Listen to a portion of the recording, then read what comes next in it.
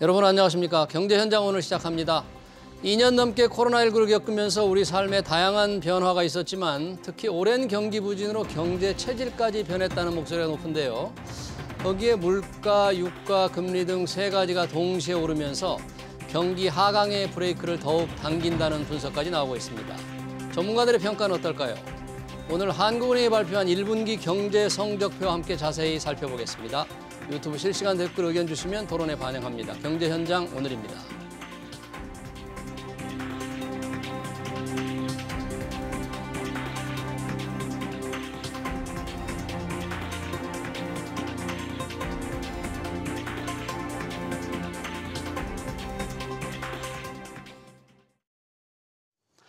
(1분기) 경제 성적표 토론하기 위해서 두 분 모셨습니다. 신세돈 숙명여대 경제학부 명예교수 그리고 주원 현대경제연구원 경제연구실장입니다. 어서 오세요. 반갑습니다. 반갑습니다. 네, 한국은행이 발표한 1분기 GDP 성장률 속보치 0.7%. 작년 4분기에 비해서 우리 경제 성장률이 0.7%에 달했다. 신세돈 교수님, 네. 0.7% 성장률. 이 숫자만으로 보면 감이 잘 안 오는데요. 어느 정도 어떻게 평가해야 됩니까? 최근 2년을 놓고 보면 거의 최저치에 가깝다. 최저치에 가깝다. 네. 그러니까 이게 우리가 전기비로 보냐 전년 동기비로 보냐에 따라서 예. 좀 시각이 다르긴 하나 전기비로 봤을 때 0.7이면은요. 예. 작년서부터 2.2, 1.1, 1.7, 0.8, 0.3, 1.2 그리고 0.7이거든요. 네. 그러니까 지난 8분기 가까이 놓고 보면 0.7이 끝에서 두 번째라는 거죠. 굉장히 네. 나쁜 거고요. 예. 저는 이제 항상 전년 동기비로 보는데 예. 최근 4분기의 전년 동기비 성장률이 네. 5.9, 4.0, 4.1 예. 그리고 3.1이에요. 최근 분기별로 1년 전에 비해서 그렇게 됐는데 그렇죠. 요번은 가장 낮은 거죠. 3.1이어서 예. 제일 낮네요. 낮고요. 그리고 3.1이 전년 동기비잖아요. 네. 작년 요때 작년 1분기 성장률이 굉장히 낮은 1.9였어요. 아, 작년 1분기가 그 전 1년 전에 비해서 1.9밖에 안 됐기 그렇죠. 때문에. 재작년 1분기는 바로 코로나 직후였기 때문에 예. 그래서 작년 그 1분기도 1.9면 대단히 낮은 건데 예. 그 낮은 거에 비해서 이번에 3.1이라고 하면 예. 둘을 합해 가지고 평균 내면 2.2~3~4~5%밖에 안 되는 거니까 네. 확실하게 금년 1분기는 성장세가 많이 꺾였다. 그렇게 일단 진단할 수 있겠네요. 네. 작년 1분기가 별로 좋지 않았는데 그거에 비해서 고작 해야 3.1%라면 그렇게 좋은 성적이 아니다. 주원 실장님, 그러면 1분기 0.7%가 분야별로 보면 어떻게 해서 0.7%가 나온 겁니까? 이제 그 GDP 증가율이 경제 성장률인데 이제 GDP를 구성하는 그런 항목들 보면 이제 민간 소비, 예. 건설 투자, 설비 투자, 그다음에 이제 수출에서 수입을 뺀 순수출이거든요. 근데 민간 소비, 건설 투자, 설비 투자는 다 마이너스가 나왔습니다. 그러니까 소비와 설비 투자는 그렇죠. 네. 이게 이제 소비하고 투자를 합하면 내수라고 우리가 하는데 내수 부분은 다 역성장이었고 수출이 상당히 좀 좋았고요. 그다음에 수입이 생각보다 좀 줄어서 순수출이 경제 성장에 상당히 좀 기여를 했던 걸로 예상보다는 전기비 기준 0.7%면은 전문가들이 한 0%대 초반, 중반, 한 0.5% 많이 봐야 요 정도 예상을 했는데 그거보다는 좀 괜찮은 성적표였다 이렇게 보입니다. 그러니까 절대 수준이 높진 않지만 전문가들이 예상했던 수준보다는 그래도 높다고 할 수 있다. 예, 그렇습니다. 예. 신세동 교수님, 그래도 결국 수출이 그나마 먹여 살린, 수출이 만약에 부진했더라면 큰일 날 뻔 알았던 지표네요. 수출이. 그게 이제 저는 그래서 전기비로 보는 걸 우리가 조심해야 되는 게 이게 전기비 숫자거든요. 네. 그러니까 작년 4분기의 수출이 매우 낮았기 때문에 거기에 대한 반사 효과 때문에 수출이 좋은 것 같지. 작년 1분기의 수출에 비하면 어떤가 하면요. 네. 우리가 3.1% 성장을 해부를 해보면 수출 쪽에서 나온 게 0.5%포인트밖에 안 돼요. 수출에서 나온 게요. 예, 그러니까 순수출에서. 3.1인데 이게 이제 4.45 하니까 3.1이 된 건데 예. 3.1%를 딱 분해하면 그 중에서 수출 쪽에서 나온 게 0.5%포인트밖에 안 되고 네. 2.5%포인트는 어디에서 나왔냐? 네. 아까 주 박사님이 이야기한 내수에서 나왔어요. 내수에서 나왔다. 그래서 전년 동기비로 봤을 때 1분기 성장은 이게 수출이 주도한 거냐 아니면 내수가 주도한 거냐라고 보면 네. 이 내수가 주도했다는 거죠. 아, 그럼 그래요? 내수가 얼마만큼 주도했냐? 아까 2.5%포인트잖아요. 네. 그 2.5%를 들여다보니까 네. 이게 어디서 나왔냐 봤더니 그중에서 이 2.1%가 민간 소비에서 나왔어요. 그리고 정부 소비가 1.3. 예. 그러니까 민간 소비 2.1%, 그다음에 정부 소비 1.3%, 합하니까 3.4%거든요. 예. 그런데 2.5밖에 안 나온 이유는 까먹은 부분이 있어요. 어디에서 까먹었냐? 네. 1분기에 투자가 정말 안 좋았습니다. 투자가 건설 투자도 안 좋았고 예. 설비 투자도 다 죽었다. 어. 저는 그래서 이게 이 1분기 3.1% 전년 동기비 성장이 결국은 미래지향적으로 봤을 때 지금 설비 투자 다 죽고 그다음에 건설 투자 다 죽고 있고 네. 오로지 민간 소비인데 민간 소비하고 정부 소비인데 그럼 민간 소비하고 정부 소비는 어디서 나왔겠는가? 이게 이제 저는 7차 추경이라든지 이런 걸 통해 가지고 정부가 펌프질을 굉장히 많이 했다고 예. 보는 거죠. 일단 겉으로만 보면 0.7% 수출이 주도한 것으로 이렇게 조금 한국은행 자료가 보이는데 뜯어보면 1년 전과 비교해서 보면 기여도가 이게 내수가 많고 그것은 민간 소비다. 아, 주원 실장님, 그럼 이 좀 분석이 조금 선명치가 않네요. 일반 시청자들이 느끼기에. 예. 예, 근데 뭐 이게 우리가 증가율을 계산할 때 정기비로 하는가 아니면 1년 전에 같은 분기로 하는가에 따라서 이제 해석이 틀릴 수가 있고요. 예. 신세동 교수님도 맞는 거고요. 네. 정기비로 보는 것도 맞는 거고. 아. 예, 뭐 그것은 근데 지금 한국은행이 이제 주식표를 정기비로 보고 있기 때문에 전 분기. 우선 뭐 옛날에는 몇 년 전에는 전년 동기비 기준이었는데 최근에 이제 바뀌었거든요. 그래서 일단은 정기비로 해석을 하고 예. 그게 해석이 좀 이상하다 그러면 이제 신세동 교수님처럼 전년 동기비로 좀 보완해서 봐주는 게 좋을 것 같습니다. 네. 그러면 주 실장이 수출이 그나마 이제 전기 대비 작년 4분기에 비해서 이제 좋아졌다고 그러는데 어떤 부분의 수출이 어떤 부분이 이렇게 괜찮았어요? 수출이 이제 대표적인 그 수출 품목이 석유화학 제품하고 반도체입니다. 예. 반도체는 코로나 때문에 이제 디지털 전환이 빨리 진행이 되면서 예. 세계 시장에서 이제 IT 기기에 대한 수요가 높았고요. 네. 이제 그런 부분들이 반도체 시황에 많이 영향을 미쳤고 석유화학 제품은 실질적인 수요가 늘었다기보다는 예. 그 이제 원재료죠. 그 유가가 올라가면서 수출 단가가 높아진 효과가 상당히 좀 컸던 것 같습니다. 그래서 그런 부분들이 좀 수출을 진작시켰던 요인으로 생각이 됩니다. 네. 뭐 홍남기 경제부총리는 뭐 철강, 가전 전반적으로 수출이 고르게 늘었다. 그래서 상당히 긍정적으로 많이 평가를 하셨어요. 네. 예. 근데 이것도 예. 우리 시청자들이 금액으로 보냐, 예. 물량으로 보냐 이거 조심해야 되거든요. 금액이냐, 물량이냐 네. 어떻게 차이가 있습니까? 예를 들어 볼게요. 예. 지금 금년 들어와서 지금 최대 수출 품목이 전자 쪽이거든요. 네. 전자 반도체 쪽인데 네. 금액 기준으로는 작년 1, 2, 3월에 비해서 27.4%예요. 금액은. 금액으로는 금년 1, 2, 3월이. 엄청나죠. 엄청나게 늘은 근데 거죠. 물량은 5%예요. 물량으로는 5%밖에 안 늘었다. 그리고 경제 성장은 이 물량으로 계산하는 거거든요. 예. 또 하나 예를 들면요. 철강 있지 않습니까? 네. 금년 1, 2, 3월 수출 금액이 31.6% 증가했어요. 네. 작년에 비해서. 물량은요. 7.3% 감소했어요. 그다음에요. 자동차요. 네.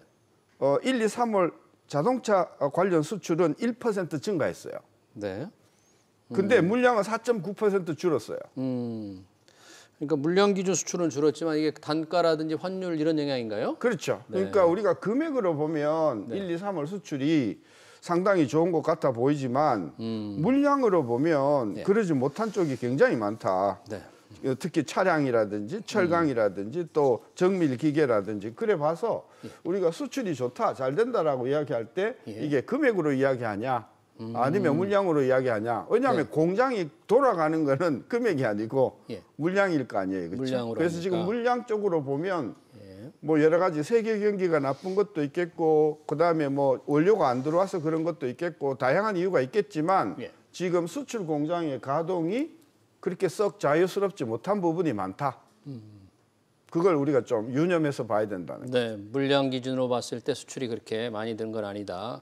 그나마 여튼 금액 기준으로 이렇게 늘어나는 걸 보면 사실 우크라이나 전쟁이 지금 좀 계속되고 뭔가 이 중국은 또 경제 봉쇄를 하고 수출이 안 늘었을 것 같은데 이렇게 조금 늘어나게 된 것은 그 영향이 아직 안 나타난 거예요? 어떻게 된 거예요?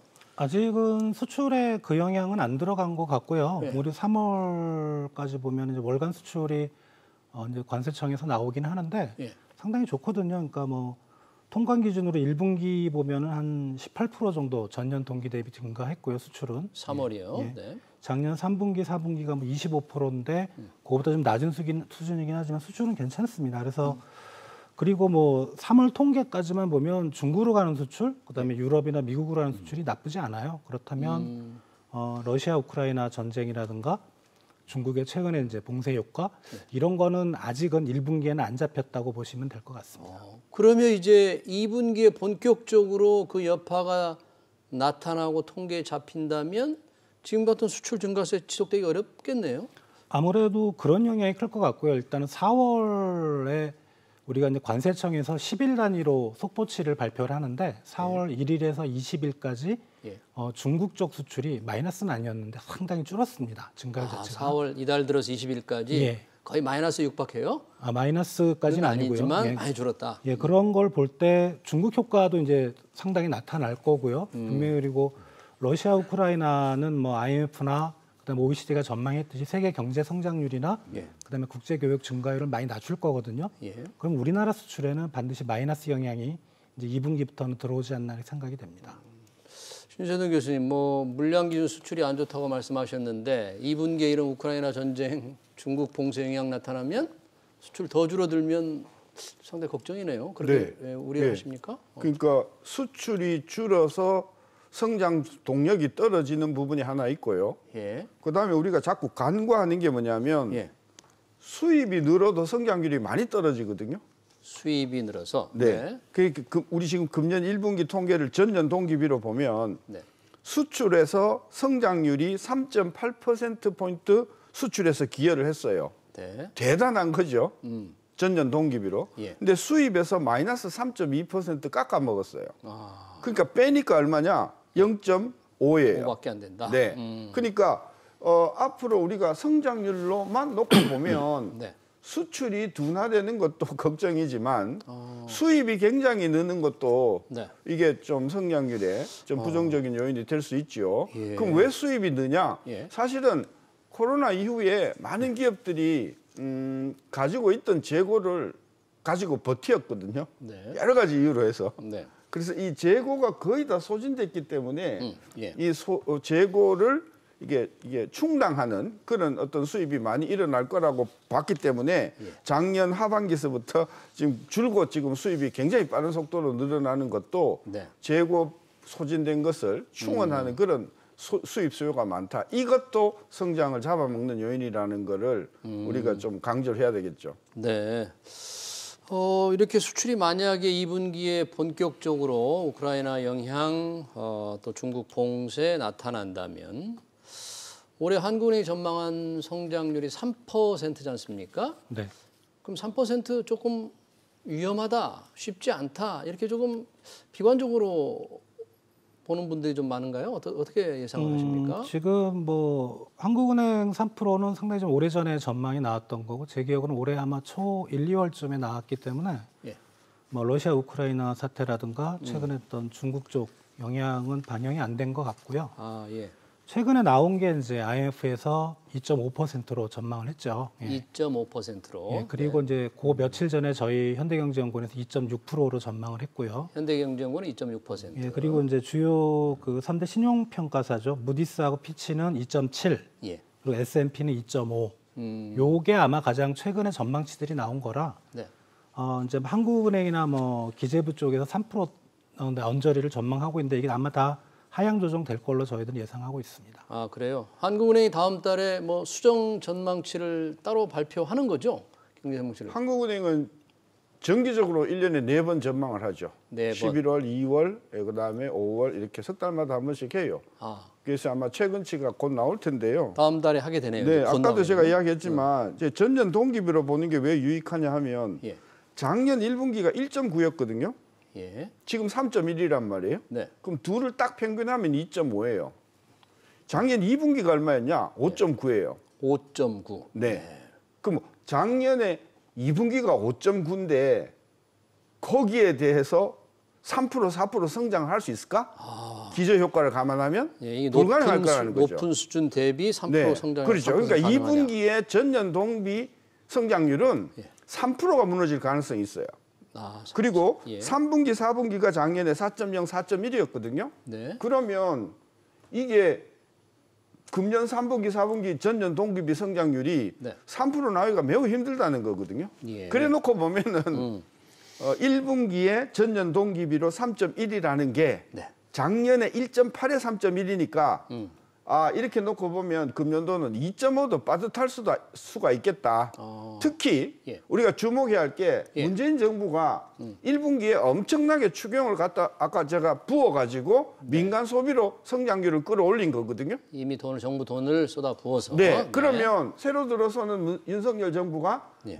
문재인 정부하고 똑같이 한다고 재정을 지출한다고 하더라도 그죠? 성장률이 3%가 전년 동기비로 3%가 힘들다고 하면 만약에 뭐 재정 건전성 이야기하면서 그다음에 뭐 코로나 지원 상태가 조금 소극적으로 나간다든지 예. 뭐 이렇게 해버리면 민간 소비는 훨씬 더 빠르게 쉽겠죠. 네. 그런 면에서 저는 2.5%도 현재로서는 이 조금 장담 못하는 성장률이 않을 수도 되겠다. 있다. 이제 그런 추세를 예. 이번에 1분기 저는 전년 동기비에서 읽은 거죠. 전년 동기비로 볼 때는 그럴 것 같다. 워낙에 작년 1분기도 낮았는데 고작해야 이번 1분기가 1년 전에 비해서 3%밖에 안 되는데. 그러다가 금년에 금리가 최소한 1%포인트 이상 기준금리가 올라간다고 보면 어떻게 3%가 되겠느냐? 그러면 주원 실장님, 그럼 한국은행이 5월에 이제 성장률을 다시 발표할 때 현재 3%를 고수하기는 현실적으로는 되게 어렵겠네요. 그거는 불가능합니다. 불가능하죠? 네, 3%대는 전망은 이제 안 나올 것 같고요. 뭐 한국은행도 아마 IF 그다음에 뭐 3대 신용평가사 이런 기조를 따라서 예. 많이 하향 조정할 걸로 생각이 됩니다. 네. 수출이 조금 지금 증가세가 계속 타격이 입더라도 지금 거리두기 해제를 했잖아요. 네. 그러니까 내수가 좀 살아나고 또 아까 신세동 교수님 말씀대로 추경을 또 퍼부으면 그쪽에서도 성장 회복세가 좀 강하지 낫지 않을까요? 그런 기조는 저도 동의를 하는데 근데 우리가 생각을 해볼 게 이제 요새 가구들이 처한 환경이 뭐냐면 물가가 너무 올라서 지갑을 닫는다. 물가가 그렇죠. 올라서. 예. 그리고 네. 아까 이제 신세동 교수님도 말씀하셨지만 경제 성장률에 들어가는 거는 금액이 아니고 물량이거든요. 소비도 마찬가지입니다. 물가가 너무 오르면 오히려 물량이 줄게 되거든요. 예. 민간 소비나 뭐 재정 지출의 효과가 마이너스는 안 나오겠지만 생각했던 것보다 내수의 어떤 경기 진작 효과는 크지 않을 가능성도 있다. 이런 생각이 좀 듭니다. 네. 그렇군요. 지금 뭐 이 물가 때문에 지갑을 제대로 못 열 거다. 지금 그래서 물가가 3월에 뭐 소비자 물가가 4.1%나 높았잖아요. 그래서 뭐 스태그플레이션이다 막 이런 얘기도 나오는데 지금 그런 정도 우려할 만큼 상황으로 봐야 돼요? 근데 이제 스태그플레이션을 우리가 어떻게 정의하냐에 따라서 네. 다른 거죠. 70년대 스태그플레이션은 확실히 아니죠. 70년대? 두 자리 숫자에 가까운 성장률 그리고 제로에 가까운 물가 상승률인데 그건 아닌데 예. 확실한 건 뭐냐면 예. 지난 10여 년 동안 경험해보지 못했던 인플레가 장기간 지속될 것이다. 여기서 지난 10여 년간 경험해보지 못했던 인플레라는 게 4%대거든요. 예. 4%가 그리고 보지 못했던 숫자였다. 그리고 물가. 지난 10여 년 동안 우리가 늘 익숙하게 경험해왔던 성장률이 3%대 성장이거든요. 그러니까 3% 성장도 힘들고 그다음에 4% 물가도 예. 넘나드는 이런 지난 10여 년간 경험해 보지 못했던 고물가 예. 저성장은 확실히 올 거다. 그렇게 우리가 스태그플레이션을 정의한다고 하면 스태그플레이션은 오는 거다. 스태그플레이션이 과거에 70년대식 뭐 마이너스 성장 이런 게 아니라면 고물가 저성장은 분명히 올 거다. 지금 물가 부분에서 뭐 이게 물가 상승률이 정점에 달했다, 뭐 지나간다, 아직 멀었다 이런 논란이 지금 미국에서도 많은데 우리의 경우는 어떻습니까? 지금 그런 논란이 좀 있습니까? 미국 이제 3월 소비자 물가 상승률이 전년 동월 대비 8.5%인데 예. 여기 이제 41년 만에 뭐 최고치라고 하면서 이게 피크다라는 논란인데. 예. 근데 우리나라는 좀 몇 가지 이유로 예. 피크가 지금 안 될 것 같아요. 3월이 이제 4.1%인데. 왜냐하면 이제 첫 번째는 그게 소비자 물가의 그 앞 단계가 있거든요. 앞 단계가 생산자 물가, 수입 물가인데 계속 올라가고 있습니다. 증가 소비자 자체가. 물가에 예. 반영되는 생산자 물가, 수입 물가가 올라가고 있다. 예, 그게 뭐 짧게 보면 시차가 한 달에서 길게 보면 3개월 정도이기 때문에 네. 소비자 물가가 계속 올릴 것 같고, 두 번째는 아주 기술적인 요인인데 이 소비자 물가라는 것도 소비자 물가 지수의 상승률이거든요. 그러니까 소비자 물가 지수라는 거는 여러 개의 품목, 몇백 개의 품목을 가지고 지수를 만들어서 예. 그 지수가 얼만큼 올랐느냐 1년 전 대비 계산을 하는 건데 예. 그 1년 전 대비 작년에 4월, 5월, 6월, 3월까지 포함해서 소비자 물가 지수가 거의 안 올랐습니다. 작년에요? 예. 거의 안 올랐기 때문에 그러니까 소비자 물가 지수는 매달 조금씩이라도 오르는 게 정상인데 지금 물가가 올라가는 추세를 보면 상승률이 더 높아지면 높아졌지 4.1%보다는 아래로 떨어지진 않는다. 이렇게 생각이 됩니다. 그러니까 뭐 정점을 지났느냐 안 지났느냐, 피크 아웃이냐 아니냐인데 피크 아웃은 아닌 것 같고 계속 올라갈 것 같다. 뭐 그렇게 보십니까, 우리 김 교수님도? 이제 미국 같은 경우에는 본격적으로 물가가 뜨기 시작한 게 작년 4월이었어요. 예. 작년 4월서부터 떴기 때문에 기저 효과를 감안하면 금년 4월부터는 숫자가 좀 떨어질 거다. 이제 그래서 이제 3월 달에 피크라는 이야기가 나오는 건데, 그래서, 네. 예, 우리나라도 예. 4.1에서 다음 달에 뭐 이게 얼마가 갈지는 모르겠으나 아까도 말씀하셨지만 지금 수입 물가가요 정말 장난 아니게 올라가고 있거든요. 두 자리 숫자 정도가 아닙니다. 수입 물가가 막 17%, 18% 어떤 거는 막 30%, 40% 올라가거든요. 그래서 우리가 지금 뭐 바로 지금 그 식용유 같은 경우에는 전부 수입해가지고 식용유를 만드는데 이게 값이 막 30%, 40% 오르면 앞으로 어떤 일이 벌어지냐. 라면값 올라가지, 치킨값 올라가지, 쫙 다 올라가거든요. 예. 이렇게 올라가면 무엇에 자극을 주냐 하면 물가가 다 올라갔어. 그럼 내 봉급도 올라야지. 그래서 급여를 올려달라는 요구하게 되거든요. 그래서 이 인플레가 계속해서 이제 그 스스로 동력을 얻어가는 과정이란 말이에요. 그래서 저는 이 3월, 4월이 피크냐 아니냐 그것도 물론 중요하지만 네.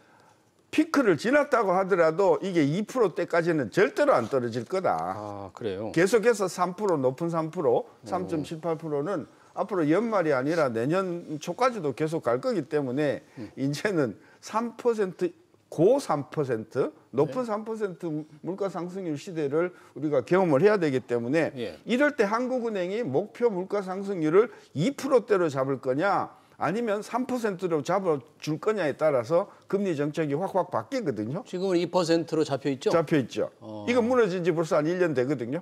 무너졌다. 그러면 한국은행이 야 이게 3%가 현실이다. 예. 그래서 2%는 우리가 그냥 헌신짝처럼 버리자. 그러면 이제 금리가 덜 높아질 텐데 네. 만약에 한국은행이 계속해서 2%를 2% 고수를 한다 그러면 목표를 잡으면 금리를 어마어마하게 올려야 되죠. 근데 그게 올려야 지금 된다. 한국은행의 고민일 거라고 봅니다. 그래서 저는 10년 전에 우리 목표 물가 상승률이 3%였거든요. 예. 그래서 한국은행이 지난 10여 년 동안 2%이던 목표 물가 상승률을 다시 3%로 올리는 논의가 내부적으로는 좀 있지 않겠는가. 아, 그래요. 예, 한국은행의 소비자 물가 억제 목표치, 관리 목표치를 2%로 당연하게 생각했는데 지금의 소비자 물가 상승률 추세를 보면 3%로 좀 올려야 되는 논의가 필요하다. 뭐 이런 지적을 신 교수님 해주셨는데 3%가 그렇게 고착될 가능성이 지금 그렇게 높은 상황인 거라고 할 수 있겠죠, 지금? 일단은 4월, 5월, 6월은 최소 4%대는 나올 것 같고요. 좀, 예. 좀 비관적으로 보신 분들은 한 6월쯤에는 5%대도 나온다고 보고 있거든요. 그래요? 그리고 하반기에도 그렇게 많이 떨어질 것 같지는 않고 그리고 올해 연간으로도 상당히 좀 높은 수준일 것 같고요. 그러면 뭐 3%대는 충분히 나온다고 장기간 그렇게 해석을 하시면 될 것 같습니다. 그렇다면 지금 또 관심사가 이제 원달러 환율이잖아요. 이게 원달러 환율이 올라가면 원화값이 떨어지면 또 아까 걱정되는 수입 물가를 더 밀어올리는 역할을 하는데 지금 환율 수준 1,250원 좀 환율 안정 대책이 좀 필요한 수준 아닌가요? 어떻게 보십니까?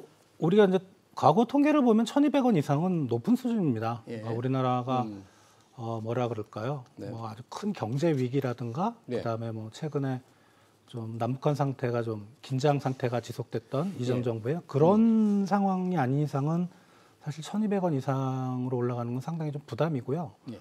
실제 3월 이제 우리 수입 물가 상승률이 35.5%인데 35.%. 예, 그게 이제 원화로 환산한 기준이거든요, 사실. 예. 그러니까 원화로 환산하지 않았을 때는 한 25%밖에 안 됩니다. 네. 그러니까 환율 때문에 수입 물가가 한 10% 포인트가 올라간 거거든요. 그래서 외환 시장 안정은 분명히 필요한데 예. 이게 이제 그 원화를 딱 절상시키는 거죠. 원 달러 환율을 아래로 내리는 거는 사실 환율 조작국 이슈는 아닌데 낮추는 가치를 떨어뜨리는 건 이제 환율 조작국 이슈지만 올리는 거 환율. 근데 이제 시장에 정부가 직접적으로 개입하는 건 사실 좀 드문 상황이고요. 예. 그래서 미 연준이 이제 5월 달부터 이제 또 빅스텝 금리를 막 올릴 건데 네. 가만히 있으면 또 원화 약세가 시작이 되거든요. 그래서 네. 우리도 아마 환율 정책은 시장에 대한 직접 개입보다는 우리도 금리를 어떻게 조금씩 인상하면서 네. 금리 격차를 줄이는 예. 이제 그런 식으로 해서 아마 외환시장 대책을 세우지 않을까 생각이 예. 됩니다. 그럼 지금 상황 보면 신선생 교수님 금리를 좀 더 공격적으로 지금 올려야 될 상황이네요. 물가도 잡고 예. 환율도 조금 안정시키고 그래야 되려면. 예, 우리가 지금 6개월 동안 우리 앵커님하고 기본적으로 왜 한국은행이 작년 8월에 금리를 올렸을까? 예. 왜 11월에 올렸을까? 왜 1월에 올렸을까? 예. 그 논의를 하면서 저는 한국은행이 말은 안 하지만 이 환율을 안정시키는 것이 주목적이었다. 왜냐하면 환율, 예. 이게 불안해지기 시작하면 예. 우리나라에 들어와 있는 약 한 6천억 달러의 외국계 자금들이 이게 움직이기 시작해버리면 예. 금융 안정이 큰 타격이 온단 말이에요. 예. 그래서 한국은행의 최고의 고민은 예. 사실 말은 물가라고 하지만 네. 저는 환율 안정이라고 보고 있습니다. 따라서 예. 이 원화 환율을 안정시키기 위한 금리 인상이 예. 사실은 한국은행이 저는 속내라고 보고 있고요. 아. 지금 답답하게 지금 한국은행이 지금 생각하고 있는 게 뭐냐면 예. 일본 행화가 너무 겁나게 올라가는 거예요. 예, 엔화도 많이. 예, 지금 그렇죠. 뭐 128행에서 지금 멈칫하고 있는데 저는 아마 서너 달 사이에 아마 5월 초에 연준이 0.5% 빅스텝으로 올리면 예. 그날 아마 130엔 그냥 순식간에 깨질 거라고 보거든요. 그러면 앵화가 깨지면 예. 그럼 한국은행의 이 환율 이 안정 의무는 더 강해지죠. 저는 그래서 한국은행의 지금 최고의 고민은 환율을 어떻게 하면 1,200 또는 1,250원 네. 아래로 유지를 할 수 있는 무기가 뭔가 예. 저는 이게 최고의 고민일 것 같고 예. 그런 의미에서 금리를 깜짝 놀랄 정도로 금리를 많이 올릴 가능성이 있다. 그거는 우리 한국은행이요? 네, 그럴 그거는 가능성이 있다고 그래요? 물가의 목적이 아니고 물가의 목적이 아니고 외환시장 안정 차원에서 저는 금리를 적극적으로 올릴 가능성이 있다. 저는 그렇게 읽고 있어요. 그래요. 이 주식 투자자들한테는 상당히 그 비관적인 소식인데 그렇게 되지 않기를 좀 기대합니다. 금리를 깜짝 인상하지 않기를. 환율이 이렇게 좀 오르면 수출업체에 도움은 되는데 요즘 보면 신 교수님 말씀대로 엔화도 떨어지고 중국 위안화도 떨어지고 다 떨어지니까 뭐 큰 도움도 안 되겠네요. 그 이제 환율이 오르면 수출 가격 경쟁력이 네. 우리가 높아지니까 수출이 잘 된다는 얘기는 사실 뭐 10년 전, 20년 전 네. 얘기고요. 지금은 그렇지 않고 그리고 우리가 이제 분석을 해보면 사실 원 달러 환율보다는 말씀하신 원엔 환율, 원 위안 환율에 더 수출 경기에 민감하게 반응을 하는 거 봐서는 예. 최근에 뭐 원 달러 환율이 1,250원 간다 그래서 우리 수출에 큰 영향을 주지는 않을 것 같다. 오히려 기업들이 생산하는데 원부자재 가격이 올라가는 효과 때문에 네. 기업들의 생산성만 나빠지는 그러니까 수출은 별 도움 안 되고 그런 식으로 그래요? 보면 될 것 같습니다. 환율이 오르면 수출에 큰 도움은 안 되고 원가만 올리는 게 된다.